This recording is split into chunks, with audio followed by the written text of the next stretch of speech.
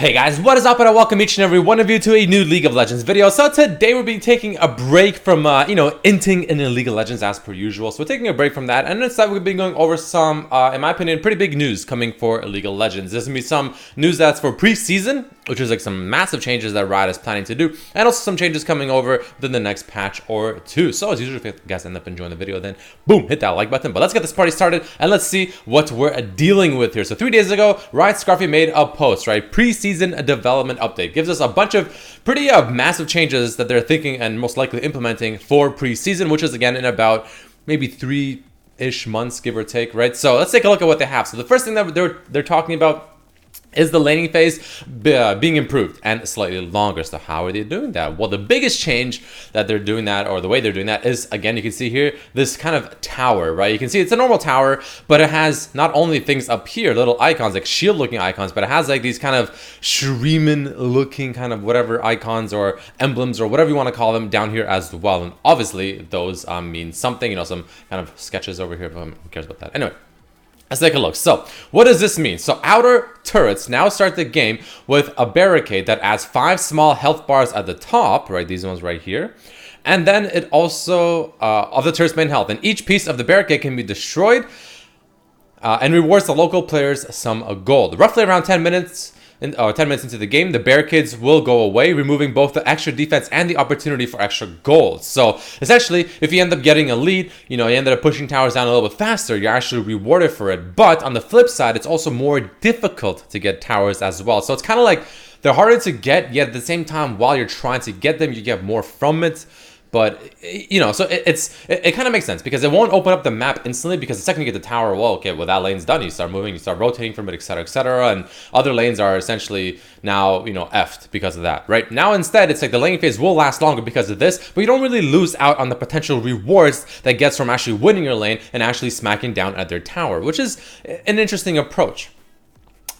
This is giving us more protected and slightly longer laning phase, but still rewards those early push, like I said, or strong lane types with the opportunity to destroy a lot of the barricade segments and reap the gold rewards. On top of that, we're finding that there are a lot of interesting new small moments of back and forth on the tower, trying to destroy as many barricade pieces as you can. Additionally, we're exploring some slight damage increases on the turrets in the early game so that the tower dives aren't more powerful.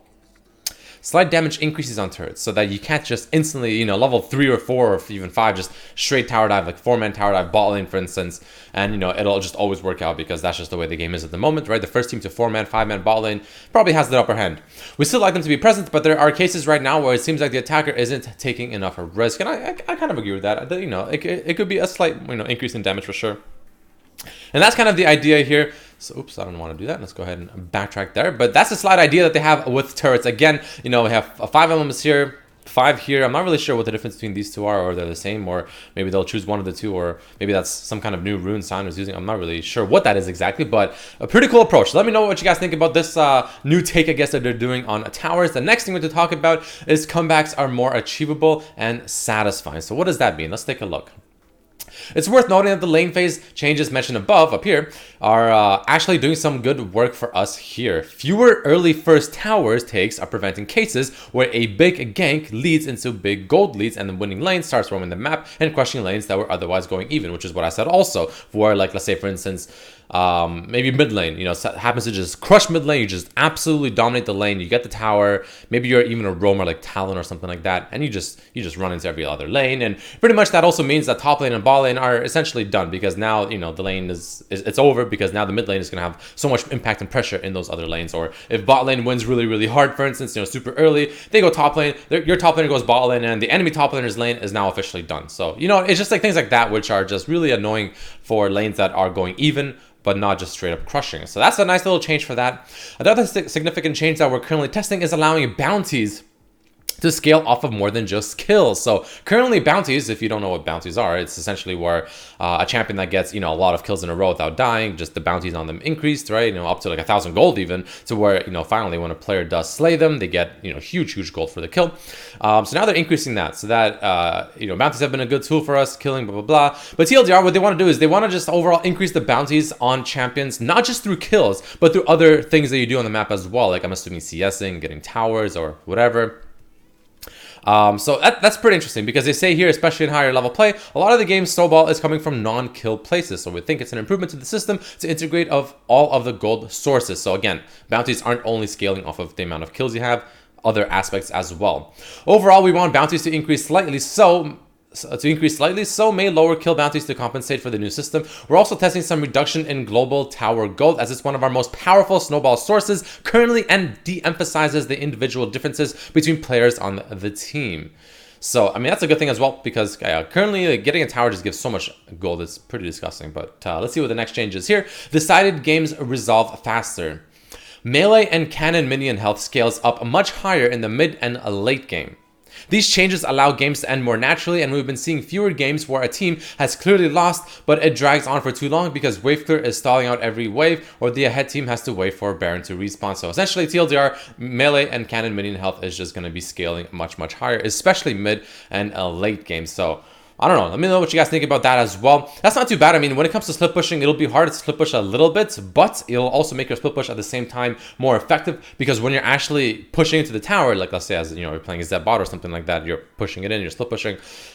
It'll take a bit longer to push in the actual wave again because of that higher HP, like mid game, let's say. But when you get to the tower, since they have higher overall HP, your push on the tower will be more effective because the minions will take longer to die, I'm assuming. So that's pretty interesting.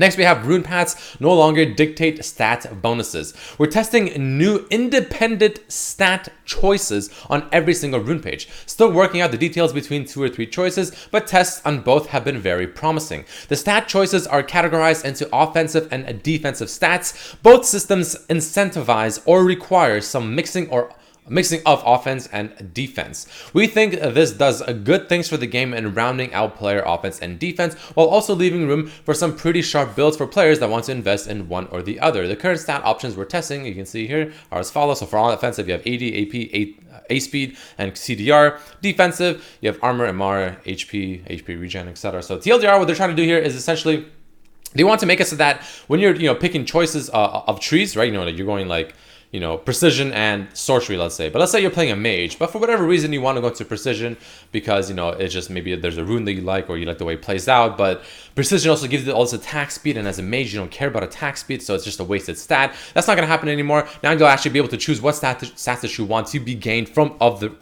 rune pages that you choose and the combinations that you choose, so you can get a mix of offense and defense. You can go straight defense, you can go straight offense, or anything in between that as well. So it kind of gives you more like customization in your runes, which is always a very, very good thing. And the final thing they talk about here, miscellaneous, removing the minions. Oh, this is pretty big actually. Removing the minion spawn and monster spawn times about 30 to 40 seconds earlier.